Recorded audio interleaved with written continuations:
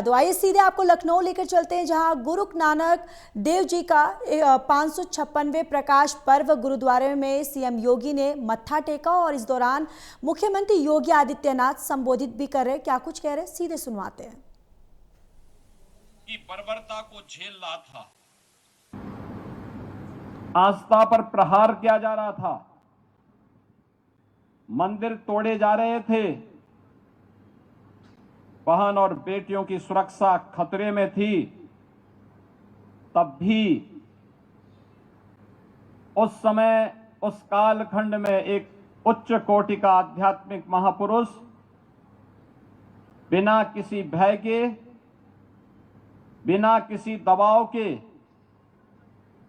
बिना किसी की चिंता के बगैर न केवल आध्यात्मिक ज्ञान से समाज को आशीर्वाद प्रदान कर रहा था, बल्कि समाज संगठन और समाज के प्रत्येक तबके के लिए उस समय उनका जो निर्देश था, जो मार्गदर्शन था, मिल बांट करके खाओ, गरीबों को अन्नदान करो, यात्रा करने के जो उनके आदेश थे, आज भी इसके दर्शन हमें पवित्र गुरुद्वारों में देखने को मिलता है। आप याद करिए कितने उच्च कोटि के आध्यात्मिक महापुरुष थे। वह समय था जब दुनिया में व्यक्ति पैदल ही यात्रा करता था, साधन नहीं थे। और कहते हैं जब वे काबा पहुंचे तो वहां पर वे आराम कर रहे थे। तब तक वहां का मौलवी उनसे कहता है कि काबा की तरफ पैर करके क्यों आप लेटे हुए हैं। उन्होंने कहा कि अगर यह ईश्वर है तो फिर मेरे पैर उधर आप ही कर लीजिए जहां ईश्वर न हो, और कुछ और है तो मुझे कुछ कहना ही नहीं।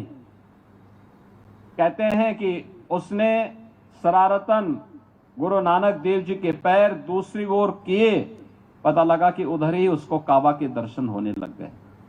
यानी उनकी उच्च कोटि की आध्यात्मिकता और सिद्धि इस बात को प्रदर्शित करती है कि भारत के अंदर संतों की, महापुरुषों की एक श्रृंखला इस रूप में रही जिसके कारण भारत भारत बना रहा।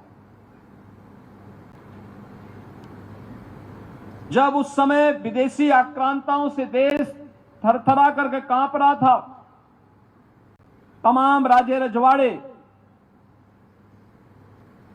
उनके सामने घुटने टेकने के लिए मजबूर हो रहे थे, तब भी एक महापुरुष हुंकार भर करके उनको ललकार करके बाबर को जावर कहने यानी जल्लाद कहने का हिम्मत करता है। ये चीजें आज भी उनकी उच्च आध्यात्मिक जो पृष्ठभूमि थी, समाज को मार्गदर्शन करने और नेतृत्व प्रदान करने की जो सामर्थ्य थी, संपूर्ण सिख पंथ की स्थापना उसी सुदृढ़ नींव पर आगे बढ़ती है। और वह तेज पुंज के रूप में हमें 10वें गुरु गोविंद सिंह जी महाराज की तेज और ओज के रूप में देखने को मिलता है। बहनों और भाइयों, आज जब हम 556वें प्रकाश पर्व के अवसर पर यहां पर एकत्र हुए हैं, हम सबको मिलकर के इस बारे में संकल्प लेना ही होगा। गुरु नानक देव जी ने जाति पाति के भेद को समाप्त किया था। गुरु नानक देव जी ने मिल बांट करके समाज के संगठन को मजबूती प्रदान करने की प्रेरणा दी थी। ऐसे कौन से कारण हैं कि हम जब देखते हैं पंजाब में तराई के क्षेत्र में अपने, वहां पर भी हमारे कुछ सिख बंधु धर्मांतरण करते हुए दिखाई दे रहे हैं। हमने ये तो सुना था बचपन में कि पंजाब में हर परिवार का एक व्यक्ति जो सबसे बड़ा पुत्र होता था वह सिख पंथ के लिए समर्पित होकर के कार्य करता था, वही सिख बनता था। लेकिन मैंने सिखों के धर्मांतरण की बात को सुना नहीं था, लेकिन आज देख करके दर्द होता है। हमें सख्ती से इस प्रकार की दुष्प्रवृत्ति को रोकना होगा। दूसरा, अगर कहीं कोई खामी है उसके परिमार्जन के लिए अपने आप को तैयार करना पड़ेगा।